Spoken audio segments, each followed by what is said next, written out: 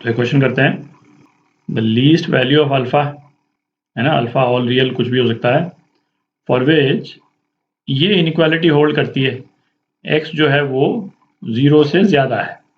ठीक है, तो ये इनइक्वालिटी मतलब 4 alpha x square plus 1/x minus 1, इसको इधर ले लेते हैं, ये ग्रेटर देन या इक्वल टू 0 होना चाहिए। ठीक, अच्छा ये वाला जो एक्सप्रेशन है इसको अपन एफ एक्स बोल देते हैं। एफ एक्स जो है वो 4 alpha x square plus 1/x minus 1।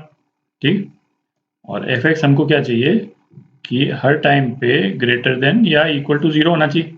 ठीक है, अच्छा एफ एक्स का जो ये एक्सप्रेशन है ये किस तरह से बिहेव करेगा, एक बार इसको देख लेते हैं, उसके बाद में हमारा एनालिसिस ईजी हो जाता है।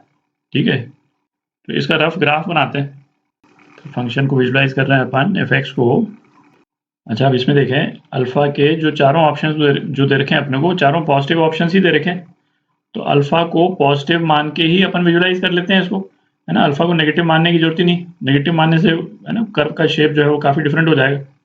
तो अल्फा को अपन पॉजिटिव मान रहे हैं। ठीक है, तो अब देखें एक्स जो है वो 0 से शुरू हो रहा है ना, 0 से इन्फिनिटी जा रहा है। एक्स जो है वो कहाँ बिलोंग कर रहा है, 0 से इन्फिनिटी बिलोंग कर रहा है। ठीक है, अच्छा एक्स टेंडिंग टू 0 पे, एक्स टेंडिंग टू 0 पे ये 1/x है ना, ये 1/x तो इन्फिनिटी को टेंड कर जाएगा।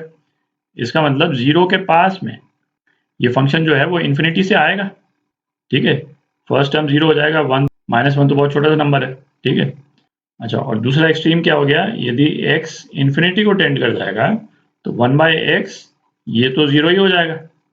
ठीक है, और x इन्फिनिटी को टेंड कर जाएगा तो ये 4 अल्फा एक्स स्क्वायर ये भी इन्फिनिटी को टेंड कर जाएगा।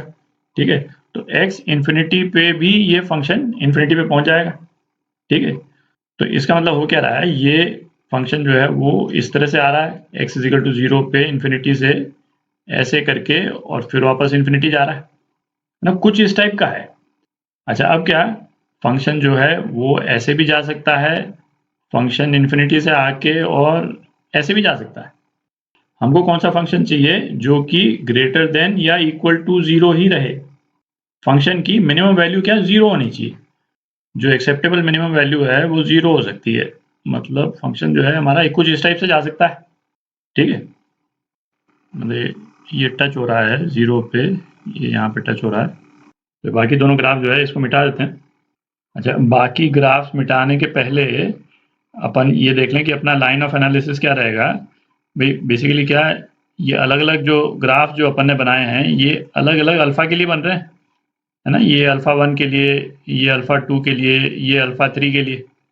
ठीक है, तो हम क्या चाहते हैं कि हमको वैसा अल्फा चाहिए जिससे ये ग्राफ जो है वो एक्स एक्सिस को टच कर जाए।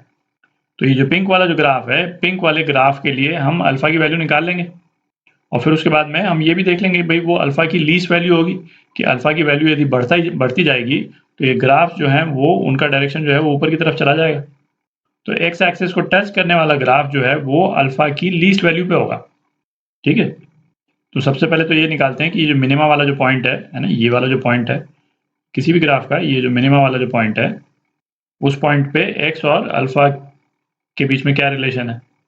ठीक है, तो ये रहने देते हैं, है ना, बाकी दोनों ग्राफ भी रहने देते हैं ना विजुलाइजेशन के लिए।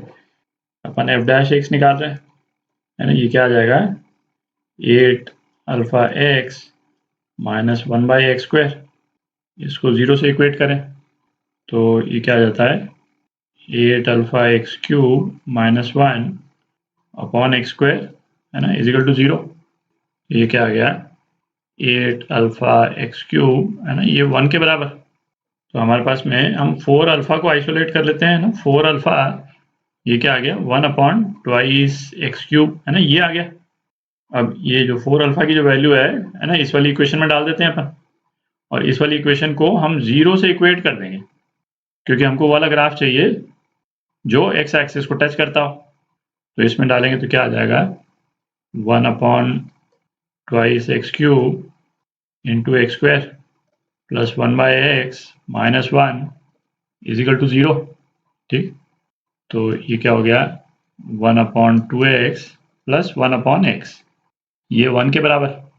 ठीक, थोड़ी जगह बना लेते हैं, तो x की जो है वो क्या वैल्यू आ गई, 3/2 आ गई।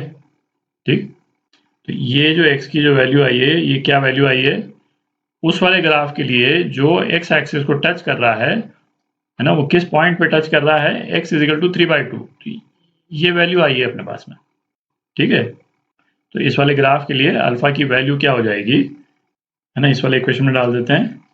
तो 8 अल्फा है ना, ये क्या है, 1/x³, तो 2/3 का क्यूब। ठीक है, तो अल्फा जो है वो क्या आ गया, 1/27। अब यूं तो आंसर में दे ही रखा है कि ये है ना लीस्ट वैल्यू ही होगी, तो हमारा आंसर तो आ ही गया है ना, सी पार्ट।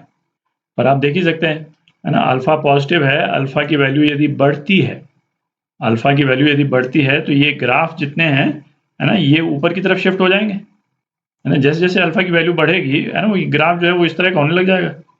ठीक है, और ऊपर चला जाएगा। ठीक है, अपन ने जो अल्फा की वैल्यू निकाली, उस ग्राफ के लिए निकाली जो एक्स एक्सिस को टच करता हो, तो ये लीस्ट वैल्यू है, तो ये आपका आंसर।